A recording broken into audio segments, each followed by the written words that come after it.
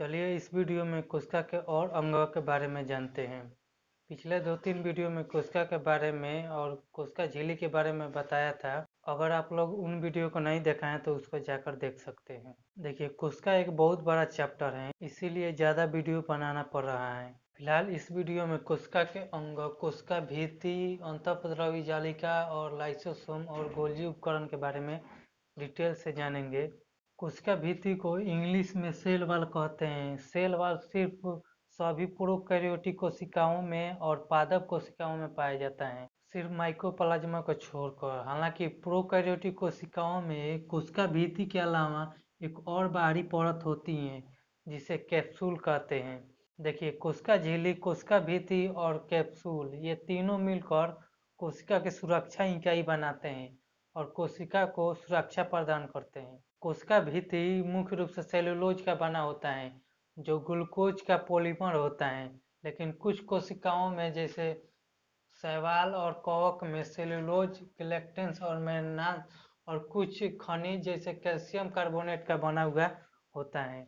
और पौधों में कोशिका भित्ति मुख्य रूप से सेलुलोज, हेमीसेलुलोज, पेक्टिन और प्रोटीन का बना हुआ होता है।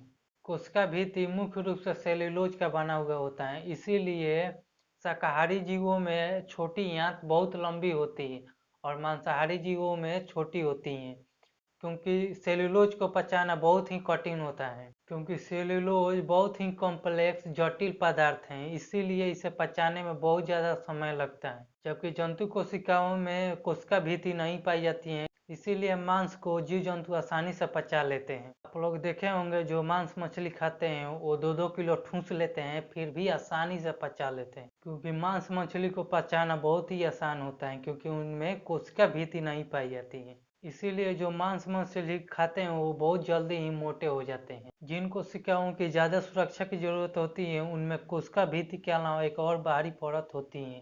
जैसे कि बैक्टीरिया में कोशिका भित्ति के बाहर एक और परत होती है। कुछ कोशिकाओं में ये परत ढीली ढाली होती है, जिसे औपंग परत कहते हैं, और कुछ कोशिकाओं में ये परत बहुत ही कड़ा और दृढ़ होता है, जिसे कैप्सूल कहते हैं। इन्हीं सुरक्षाओं की वजह से बैक्टीरिया किसी भी मौसम और वातावरण में जीवित रह जाता है और किसी भी वातावरण में खुद को आसानी से ढाल लेता है। इसीलिए धरती पर सबसे ज़्यादा पाए जाने वाले जीवों में से बैक्टीरिया एक है। ये गर्म से गर्म जल में और ठंडे से ठंडे परिस्थिति में, जैसे बर्फ में, भी जिंदा रहता है। आप लोगों के मन में ये सवाल आता होगा कि पेड़ पौधों की कोशिकाओं में कोशिका भित्ति क्यों पाई जाती है। वो इसलिए कि पेड़ पौधों को ज़्यादा सुरक्षा की ज़रूरत होती है। हम तो अपने कपड़े वगैरह से अपने शरीर की सुरक्षा कर लेते हैं और जब आंधी तूफान आता है तो अपने घरों में भाग जाते हैं, लेकिन पेड़ पौधे दिन रात धूप बरसात आंधी तूफान सहते हैं, इसीलिए उनके लिए ज़्यादा सुरक्षा की ज़रूरत है, जिसकी वजह से इनकी कोशिकाओं में कोशिका भित्ति पाई जाती है। देखिए, कोशिका भित्ति दृढ़ और निर्जीव होती है, जिसकी वजह से ये आंतरिक हानियों और इन्फेक्शन से बचाता है। इसके अलावा ये कोशिकाओं के बीच आपसी संपर्क और कुछ बड़े अणुओं के आने से रोकती हैं। ये जो आप देख रहे हैं कोशिका झिल्ली के बाहर ये परत, ये कोशिका भित्ति है।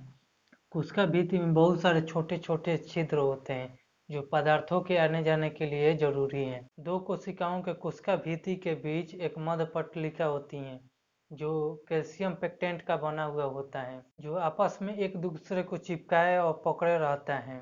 जब नई कोशिकाएं बनती हैं तो उनमें कोशिका भित्ति, प्रारंभिक कोशिका भित्ति पाई जाती है, जो कोशिका के वृद्धि के साथ साथ बढ़ता रहता है, और कोशिका के परिपक्व होने के बाद दूसरी कोशिका भित्ति प्रारंभिक कोशिका भित्ति के नीचे बन जाती है। कोशिका भित्ति और मध्य पटलिका के बीच में आड़े तिरछे रूप से जीव द्रव्य तंतु पाए जाते हैं, जिसे इंग्लिश में प्लाज्मोडेस्माटा कहते हैं।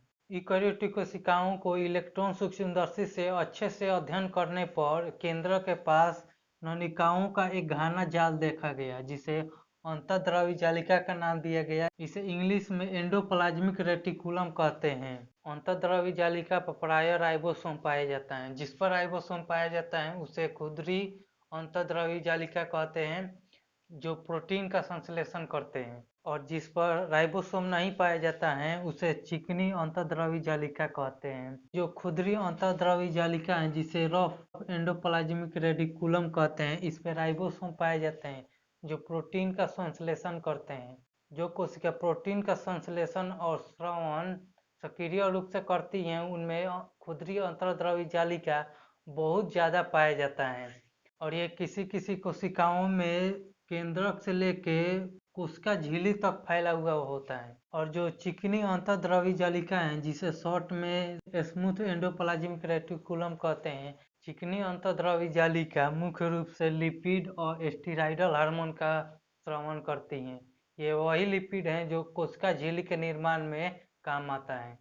अंतर्द्रव्य जालिका झिल्का युक्त होती हैं और ये परिवहन का काम करती हैं। जिस तरह से नदियों में परिवहन करके सामान को एक स्थान से दूसरे स्थान तक पहुंचाया जाता है, ठीक वैसे ही कोशिकाओं में अंतर्द्रव्य जालिका ही पदार्थों को एक स्थान से दूसरे स्थान तक कोशिका के भाग में पहुंचाता है। इस 2D इमेज में आप लोगों को सही तरीके से समझ में नहीं आ रहा होगा कि अंतर्द्रव्य जालिका कैसी होती हैं, इसलिए यहाँ पर एक 3D इमेज लगा दूंगा, आप उसमें अच्छी तरह से वीडियो को पॉज करके देख सकते हैं। लाइसोसोम झिल्ली से घिरा हुआ होता है और जो अंतर्द्रव्य जालिका भी होती हैं, ये भी झिल्लिकाओं का ही जाल है। यूकेरियोटिक कोशिकाओं में ज्यादातर अंग झिल्ली युक्त ही होते हैं। लाइसोसोम, जिसे आत्महत्या की थैली भी कहते हैं, इसमें बहुत सारे एंजाइम पाए जाते हैं जो पूरी कोशिका को गला देने की क्षमता रखते हैं। ये पुटिका की तरह होते हैं। इसमें बहुत सारे एंजाइम पाए जाते हैं, जैसे कि हाइड्रोलेजेज, लाइपेसेज,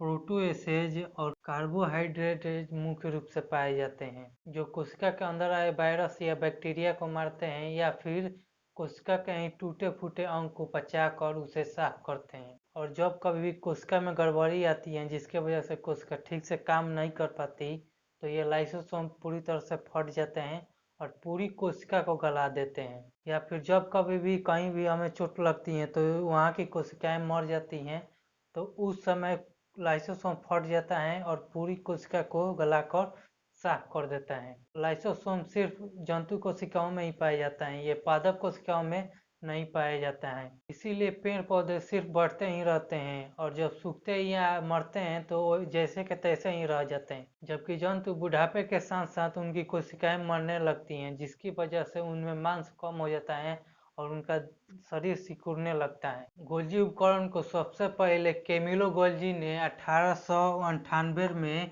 तंत्रिका कोशिका का अध्ययन करते समय देखा, इसीलिए कैमिलो गोल्जी के ही नाम पर इसे गोल्जी उपकरण का नाम दिया गया। इंग्लिश में इसे गोल्जी कॉम्प्लेक्स कहते हैं या इसे कभी कभी गोल्जी बॉडी भी कहते हैं। गोल्जी उपकरण चपटी डिस्क जैसी कुंडिकाओं का और पुटिकाओं का जाल है, जो एक के ऊपर एक रखी समांतर पुटिकाओं का जाल जैसा दिखाई देता है। आप यहाँ पर देख सकते हैं, केंद्र के पास एक के ऊपर एक रखी कुंडिकाओं का जाल जैसा दिखाई देती हैं। ये केंद्र के पास सकेंद्रीय रूप से होती हैं। सकेंद्रीय का मतलब है कि जो इसका रेडियस है वो सीधा केंद्र के पास जाता है। गोल्जी उपकरण के कुंडिकाओं का व्यास 0 माइक्रोमीटर से 1 माइक्रोमीटर तक का होता है। गोल्जी उपकरण का मुख्य काम अंतर्द्रव्य जालिका से बने हुए पदार्थ को या फिर कोशिका के अन्य भागों में बने हुए पदार्थ को और बढ़िया से पैकेज करके उसे झिल्ली वोली से ढक करके कोशिका के भाग में या फिर कोशिका के बाहर भी श्रवण करना होता है। अंतर्द्रव्य जालिका से जब पदार्थ बन के गोल्जी उपकरण के शीर्ष भाग में जाता है, शीर्ष भाग को निर्माणकारी सतह भी कहते हैं, क्योंकि गोल्जी उपकरण जब बनता है तो इसका इधर वाला भाग ही आगे पड़े बढ़ते हुए बनता है और जो ये भाग है इसे ट्रांस सतह कहते हैं, इसे परिपक्व सतह भी कहते हैं, क्योंकि ये सबसे पहले बने हुए होते हैं। जब अंतर्द्रव्य जालिका से प्रोटीन या लिपिड बनकर गोल्जी उपकरण के शीर्ष भाग में जाता है तो वहाँ पर कुछ और पदार्थों को उसमें जोड़ दिया जाता है, जैसे कि कार्बोहाइड्रेट या कोलेस्ट्रॉल जैसे पदार्थों को जोड़ दिया जाता है और उसे धीरे धीरे परिपक्व सतह की ओर भेजा जाता है, जहाँ पर इसे झिल्ली से ढक कर फिर भेज दिया जाता है। गोल्जी उपकरण भी कुछ पदार्थों को बनाती हैं और उसे स्रावित करती हैं, जैसे कि ग्लाइकोप्रोटीन, ग्लाइकोलिपिड जैसे पदार्थों को बनाती हैं। ये वही पदार्थ हैं जिससे कोशिका झिल्ली का निर्माण होता है। कोशिका झिल्ली के बनने की प्रक्रिया को एंडोसाइटोसिस कहते हैं। नेक्स्ट वीडियो में कोशिका के किसी और अंग के बारे में जानेंगे, तब तक आप इसका एक स्क्रीनशॉट ले लीजिए।